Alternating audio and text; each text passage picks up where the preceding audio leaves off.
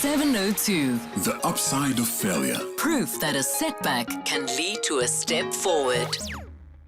The upside of failure. Oh, I love it, and I'm so happy.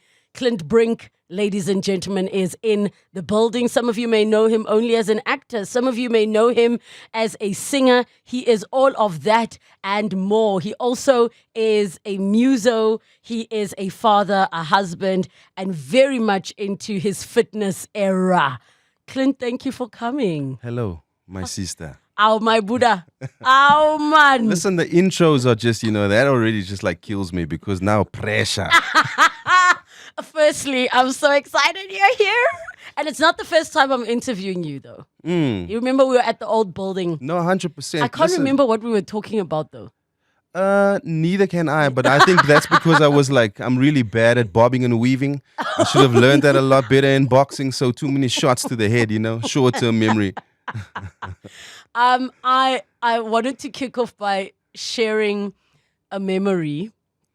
Do you remember when you were at Scandal and I was at Rhythm City and we were just next door to one another, and somehow Percy Vilagazi got us together because my character had to be the voice behind a girl group, and they were using me. Yeah. And we came and recorded, and it was like an R&B song. I still know the melody in my head. Do you remember it? Yes, I remember. Did you record the English version or the Afrikaans version? I recorded the Afrikaans version. Oh my gosh, I still was like, why? I still remember being like, can someone explain to me why we're doing this again in Afrikaans? Do you remember that? I do remember it, yes. And I have very fond memories of Percy. Percy is someone that I really love. He's always just been great. Right. And to have great people in this industry 2.5 decades later is a blessing. Oh, Percy Vilagazi, for those of you that don't know, has produced some prolific shows. He's worked in both music and television. Yeah. And he's just a G, and we worked all together. The mayor of Bethel. Yes, the mayor of Bethel. We worked all together actually at the SAFTAs, which is the last time I saw you. Yes. Why? You looked terrified of me for some of the rehearsal days. Because firstly, I know that you're someone that has a lot of talent already. Thank you. And when you are booking singers and you can potentially outsing the singers that you book, you must have respect. Plus, what people don't necessarily know is that for the longest time, I've been dealing with really heavy ear issues, Since COVID actually robbed me of my hearing for about 1.5 years. I didn't have a voice. Badly? Badly. Like to the point where I had to see an ENT once a month. It's like I had cabin pressure in my ears all the time. Did it start in the sinuses? Because my hearing issues started because of the sinuses in my left ear. So the thing is, that thing with losing taste and smell, that's a brain thing. So that's how deeply COVID can affect you, Obviously, it just ruins your gut health completely, which will also, healthy gut also affects your ears. And what's wild is I only found out after, because I remember thinking to myself, I know Clint differently to what was happening on stage. Yeah. And I could tell there were nerves, but I didn't go too much into it. And for everybody who doesn't know, I think you can see a snippet of the performance on my social media, on Clint's social media. And, I challenged you to a TK song. Yes. And I just remember thinking to myself afterwards, like, that man seems so worried. But after, when I saw your post of you speaking about what you've been through, and it was the first time you were on stage. Yes.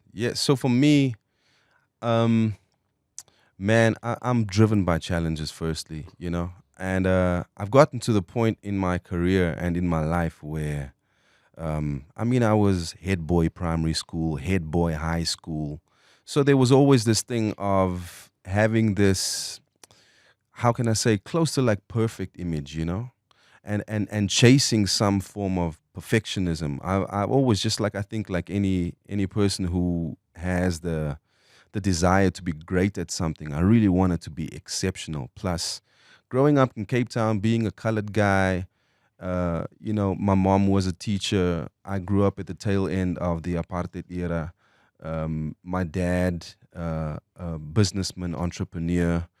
I was raised with this one thing where they said, you are growing up in a time where being good is just not good enough. If you are not exceptional, you will not even be seen, And that's such a tough thing that maybe we don't talk about much because people see the aftermath of where you are. Yeah. Or as people of color who are successful, the part that doesn't get spoken about because you just need to be grateful, right? Yeah. Is the fact that you, even when it looks like you've made it, you still are trying to prove yourself. All the time.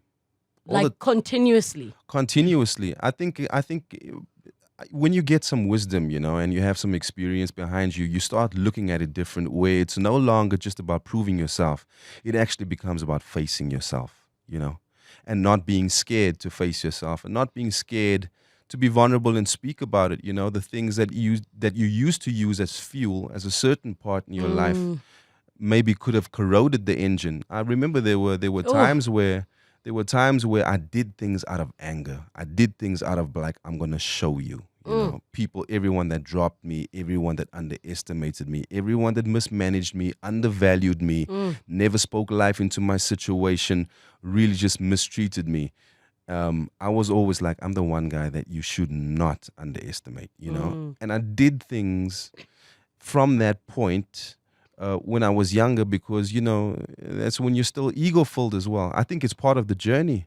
I think when you're in your 20s, late teens, 20s, even up into early 30s, you're still hashing it out with life, trying to find out who you really are. You have to test your strength against life so that you know who you are, Can I make an observation? And I could be so far off, but it just crossed my mind now when you were speaking about the anger part.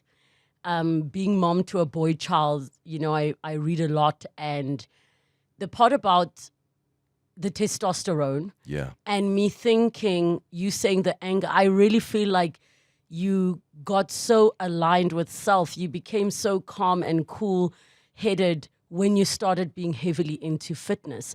And I don't know if that opportunity of burning off the testosterone made a difference to what was happening internally. Saved my life. Because it saved my life. I just thought about it now. And the reason I mentioned my son is because I didn't realize that a 4-year-old boy already has major testosterone. Hence, it's important that they play physically outside. Yes, and they need to get that because you see when the meltdowns are happening. You see, and I didn't know because you think, oh, that must be something that happens during adolescence. Yes, and if you think about it, man, that boys have to at times.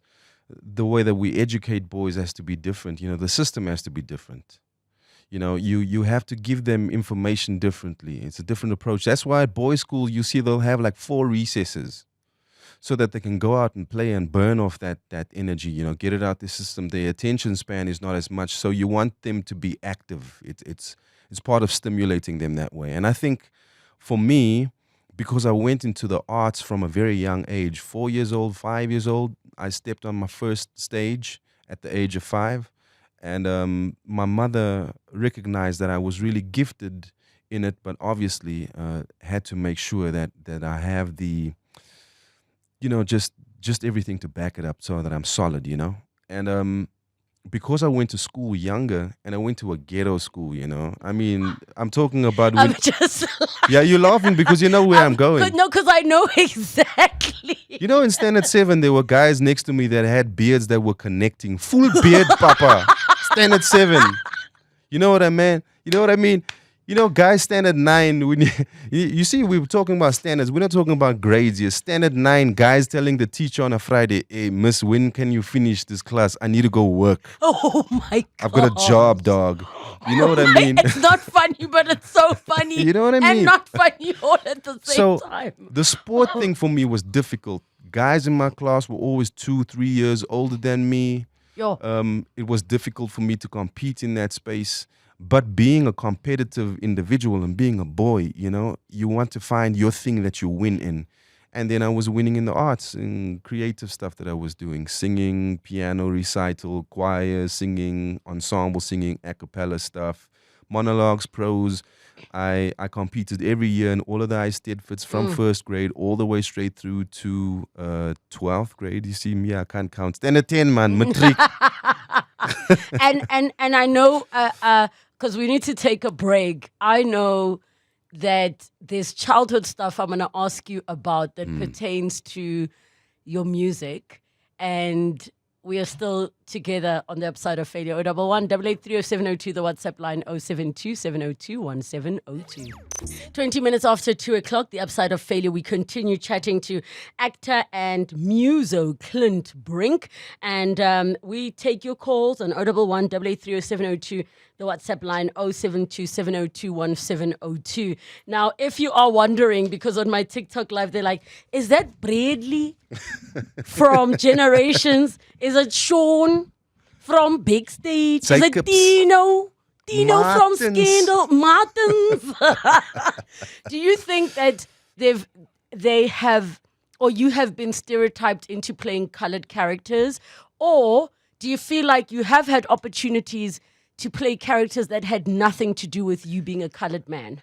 To be honest, I don't know how convincing I will be being a Zulu guy from No, KZN. not even a Zulu guy, but know? that like when they started Grey's Anatomy, they did blind casting. Yes. So the characters, nothing about their roles had anything to do with who they were. Yeah. So have you ever found yourself, though, taking on a character where there were no, in inverted commas, stereotypes? Like, yes, you being a colored person, you're going to be a colored person, but they never played into those things. No, for sure. I think I've been very picky with, with what it is that I want to say with my choices, Obviously, Sean was great when I started Backstage, which was a revolutionary show. It changed how TV was made in South Africa. It changed everything, right? The way that it was lit, the way that it was written, and just the mixture of cast members that they had and story, obviously. And real, actual artists. All types. So the singers, the dancers. Yes.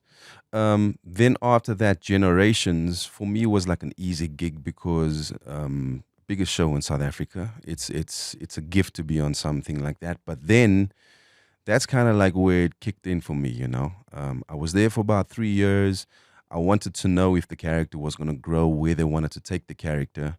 And then when I took a step back, I actually got a bit salty about it, because... Really? Yeah, because when I looked at it, that character actually represented all of the negative stereotypes that people see colored people as. Let me just tell it to you, right? Yeah. So my first scene that I did in Generations, Bradley came from where? Prison. He was just released from prison. That stereotype that, colored guys, they are dangerous, prison. He got a job at Back of the Moon doing what? A barman. Bartending work. Colored guys like drinking, boozing, okay? Then he had dyslexia. Yes. So we can't read or write. We are not educated. His mother was Anne de Villiers, who ran a brothel. And she was a madam, a prostitute, saying that colored people come from that, And when there was no growth for that character, that thing made me really cross, because this is not why I'm put in this industry. I'm not just here to earn a salary and to fill my pockets and to become famous and become a brand and celebrity. And I am not interested in any of those things. I'm interested in evoking and bringing about change. There are people that need to see their own kind in a positive light so that they can believe that there is something better for them out there, And it's so interesting what you're mentioning, because these conversations happen in advertising about stereotypes. Yeah. And when you think about a platform like Generations, which I also had my stint there, Yes. it was meant to be, when it started, the epitome of what black people could be, an advertising firm and all of these things. And only now, as you're speaking, I'm thinking to myself, what have colored roles or roles played by colored actors been saying on screen. I think now things are changing a Yeah. little bit. And because I sit in so many meetings where the conversation is like representation, representation, representation. Yeah. I'm curious as to your thoughts of if we want representation Yeah. in our country where there aren't just black people or Nguni speaking people, there are a multitude of people. Would you rather that a colored story be excluded if it is only all those bad stereotypes that you mentioned? Yeah. Yeah, I think so. I think we have moved past that, you know. I mean, it's a reality of what it is like to be a brown person in South Africa predominantly, you know. I mean, you go take a look at Lavender Hill, you go take a look at all of those places in Cape Town. Right. They looked exactly the same way they did 70 years ago. Wow. How is there no evolution and no growth and no forward going movement? You know, that thing for me is a bit disturbing. So I don't necessarily want to perpetuate that type of language. And I know, I mean, this can be questionable to say like, okay, but so what about your latest role playing this character? You On know, Kings of Joburg. On Kings of Joburg. Yes. The difference between that for me is this is now actually taking a minority group and introducing them in their authentic state to 190 countries all across the world. It's different. Yes. We're not just reselling it to ourselves to either laugh at certain situations or make ourselves feel okay about certain situations. You know, what's happening in Cape Town and even to a large extent in the story of Kings of Joburg is what's happening in this country. I need you to repeat the story you just said to me off air.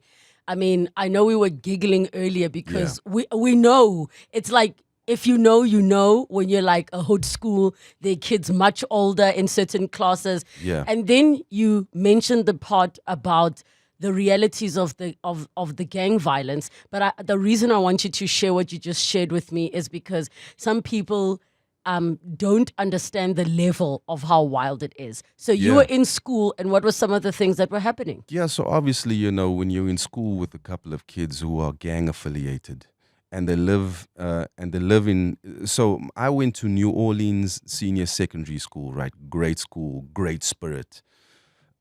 Right opposite is Chicago. They call it Chicago. So what they used to do back in the apartheid days, they gave these names to these areas to actually, I would say, poke fun at the people. We have Chicago, we have New York, we have Brooklyn, we have New Orleans. You know what I'm saying? Yeah. So what would happen then if if a general got released from prison, a high-ranking general, and there were turf wars between affiliated, opposing gangs, then sometimes there would be shootouts from the flat straight into our school. That is so scary. And when you say generals, we talk about rankings, excuse me, of like members of numbers gangs and things like that. Yeah.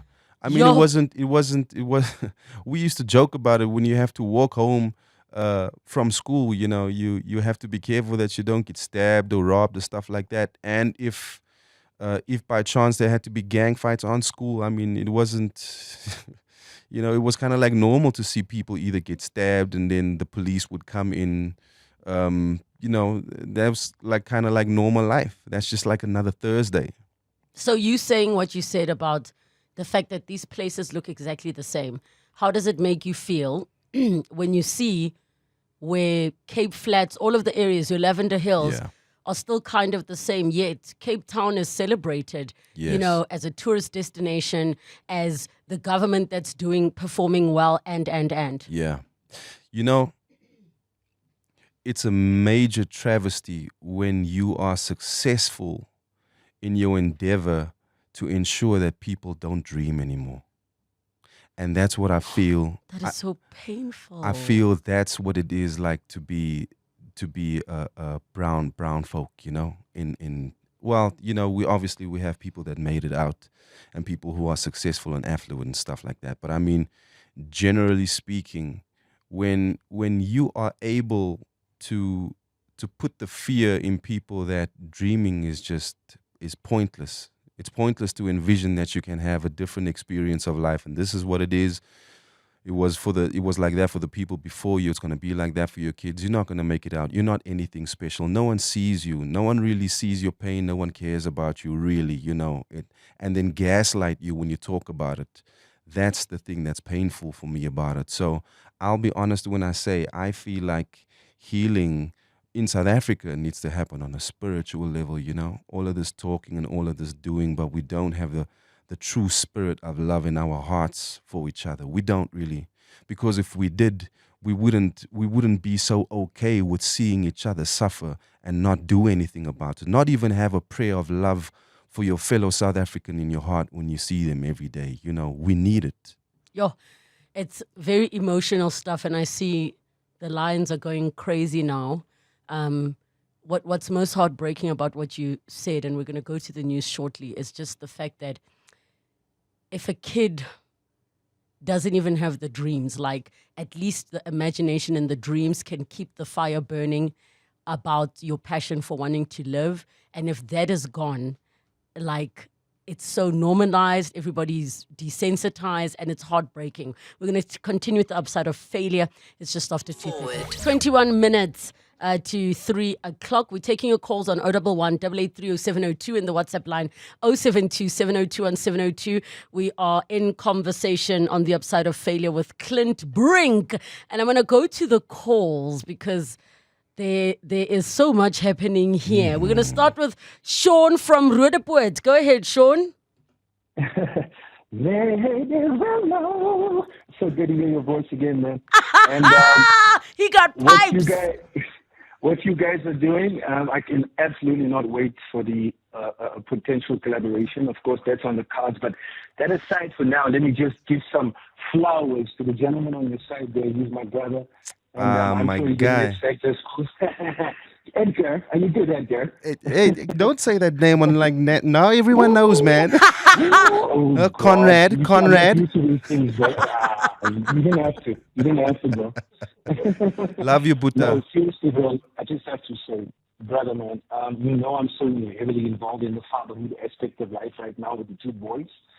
And needless to say, I haven't even gotten into the series. But yesterday, the wifey and I got episode 1 on Netflix and chill / I won't go any further. But I will tell you this, brother, man. I'm getting Jay Oldman vibes. The pastor, the director's attitude to the whole scenario is beautiful. I don't know why there's no more flames. I can't wait to get into bed tonight. It's crazy. That the rest goes without saying. Have a killer interview and love to Hilo, man. I miss you guys. Thank you, my bro. Man. Love you, Sean. Donkey Conrad. We've got Xolani and Val. Go ahead, Xolani. Relebogile, thank you for bringing Clint. He's such a caged man. You hardly hear anything about him. But I just want to, heap praises to him. I reconnected with Clint when he was at backstage. And funny enough, just yesterday I was watching Kings of Joburg, and my wife calls me and says, "Hey, come and see my hunk, my crush." And I watched. And the level of maturity that Clint brings never is performed. Clint, my brother, thank you for reconfirming in the space of art and creative that there is significance and there is creativity.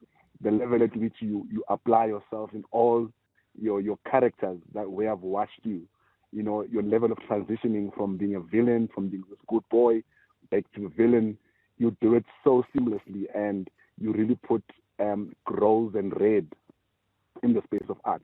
Keep it up, my brother. Wow. Xolani. Hey, I feel so privileged to sit in this position. Really, I don't take a single moment for granted at all. Everything that I've approached, I always approach it as if this might be my last opportunity to do this. And I remember I do it from a place where I remember that I was a kid that dreamt about doing this, And now to have that opportunity when there are so many other people who are just equally as talented, if not even more, and hungrier, who don't necessarily get those opportunities to live out their dreams, But here I am, and I have that opportunity, so I make the most of it. So, Xolani, those words really mean a lot to me. Thank you, my brother. Sebastian in Eldorado Park. Go ahead. Hi, Clint, Sebastian here, man. What an inspiration, listening to you just drives me to think about all our young people, talent in Eldorado Park and all the other places. Really and truly, what an inspiration. And I'm so impressed with the vigor that you speak, with that grace, and also that of coming from humble beginnings and growing to such stature. You really inspire a lot of young people that I know that watch you and want to emulate. But yes, we need to be given a chance, and people need to dream and dream big. But thank you very much, Clint. Have a great day. Thank you, Sebastian, a Yeah, regular man. on the show. I see you getting so emotional. What is touching you the Yeah. most with all of these calls? I think the stuff that really gets me is that I've always wanted to make a difference where I can, I know what it's like to be the underdog. I know what it's like to feel unsupported. I know what it's like to not have a team behind you. I know what it's like to have to make it through virtually insurmountable obstacles and circumstances and still smile as if everything is okay, and do your best to make it through. And truly, honestly, by the grace of God, I am here today. But also, can I add what I think is emotional? There's a certain level of, I would call it survivor's guilt, that you recognize there's so few who made it out. Yeah. And you wish you could do more. And then, because I sometimes feel it too, and then it's the thing of, but why me? And then it's coupled with the imposter syndrome. And then it's coupled with the, okay, I need to be doing more, but you are doing your best. And sometimes your best is not enough to, that cycle. Yeah. Yeah, but I do know that my faith is in the Lord, I know exactly what he has planned for me. I trust it 100% now. I know it now. It's not like it was a couple of years ago when I still had to guess and doubt. I know why I have resistance in my life. Because if there's a calling on you to do something, if the Lord has placed either a message inside of you, he has given you a certain type of gift, or he has a mission for you, immediately you will be met with resistance, because that's what it's about. And you need to either take that gift somewhere where it will have a release for someone else, or the mission you need to accomplish, or at the end of the day, the word that is given you will be revealed at a appointed time, So yeah, man, this for me is a full circle moment. This for me is grace. This for me is favor. And to play a bad guy, like a really bad guy, and people loving you is only because they see light in you and not darkness, And that for me is proof that God is alive. I see more of your calls and your voice notes and your messages. We'll be back in a moment. The Upside of Failure, 12 minutes to 3 o'clock, and we continue with Clint Brink. Your calls on 011 883 0702, the WhatsApp line 072 702 and 702. I've seen all of your voice notes. I'm going to come to them shortly. I want to go to Mukaedi in Bryanston. Go ahead. Good afternoon, Relebogile and to Clint. I just want to pay a huge compliment to Clint. I don't usually call into radio stations, but I felt compelled to do so. I've just finished that series, Kings of Joburg, and you absolutely killed it. You killed that character. I think that entire production is world-class. I think the actors, I found new respect for all the South African actors that are there.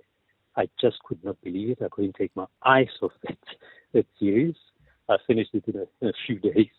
And the last time I saw you, I haven't really followed your career, but the last time I saw you, I think was on Generations. And I was blown away by your character, your acting, the standard of acting in that whole production. I just want to say a huge compliment to you and pay huge compliments to the production team, all the actors and, the copywriters and the whole people who write the storyline. Unbelievable. It's a world-class South African production that we can all be proud of. Oh, wow. Thank you so much, Mukaedi in Bryanston. Clint, what do you have to say to that? Man, I'm just so thankful. Once again, I'm really, really just so thankful, and I agree 100%, man. I think if you haven't watched Kings of Joburg season 3, get on it right now. A new local standard has definitely been set. Things have been changed.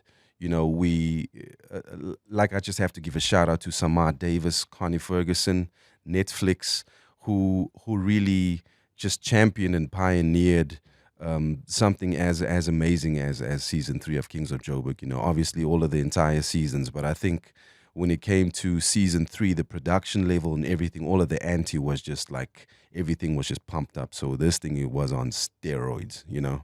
So yeah, I'm glad that you enjoyed it. I also binged watched it one time, Ixie. And then we have your voice notes on 072 702 1702. Good afternoon, 702 and the team. Trust you guys are well and blessed.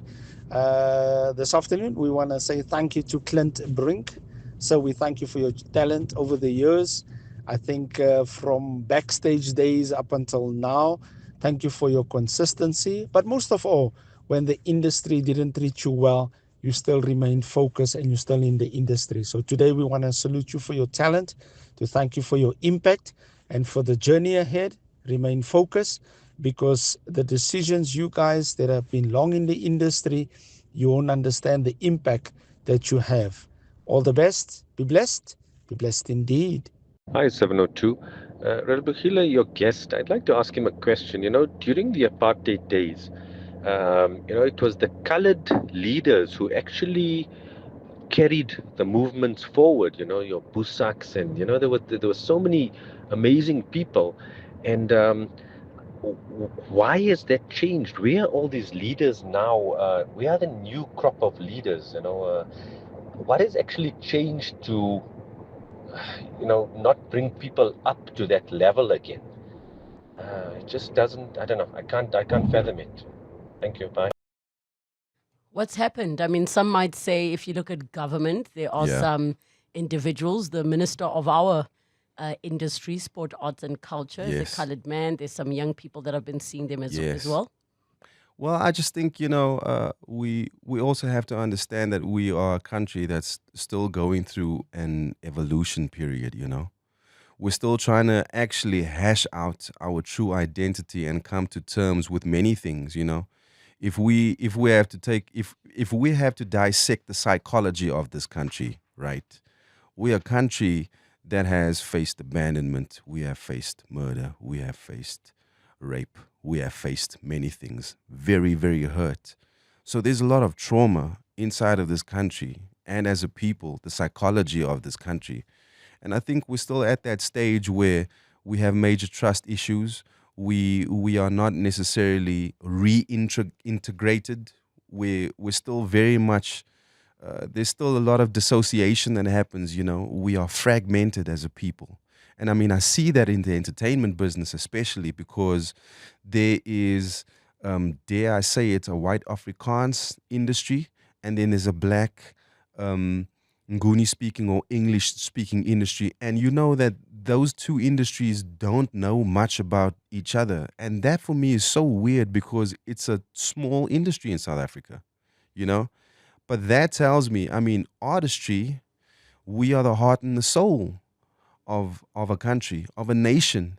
If you take away the music, if you take away the paintings, if you take away the color, if you take away the voice, the heartbeat, the pulse, then what do you have? You have a country that's bland with no identity, really. And the scary thing about what you're saying is exactly that, of these it's the same industry, these different silos.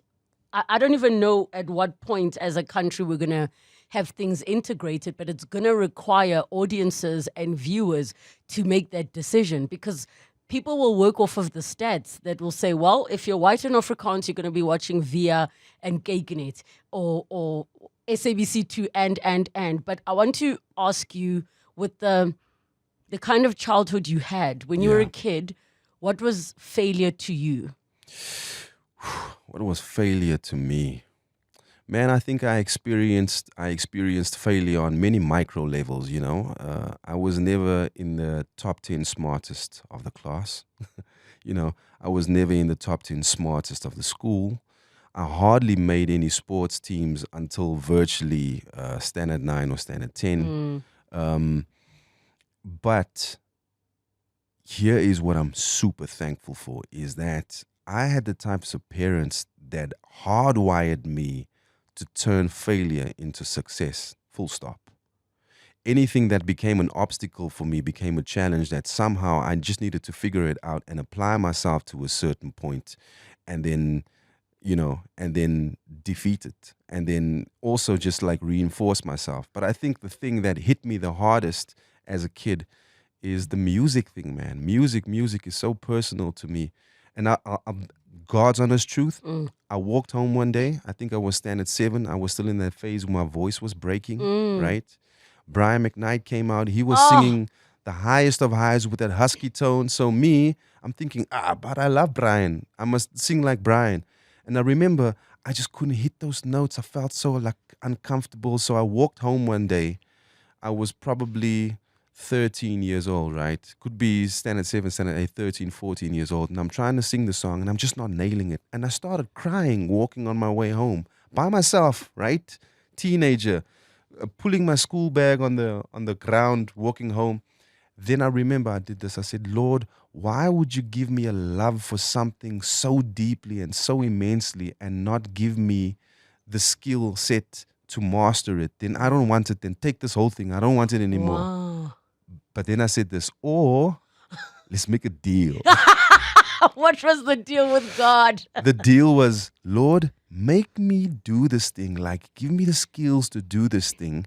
And if I can do it, I'll let people know that you were the one that gave me these skills. You know what happened, man? Shortly after that, let me just fast track a couple of years. The first single that I ever recorded in a professional recording studio was on an R&B compilation album. I was one of 3 local artists. The rest were all international. My single went number 1 in Cape Town. It went number 1 in Joburg, right? The second single that I recorded was with Kawomu and Ramesh, you know, and Fortune. Yes. That was number 1 on Metro FM for 7 months. Yes.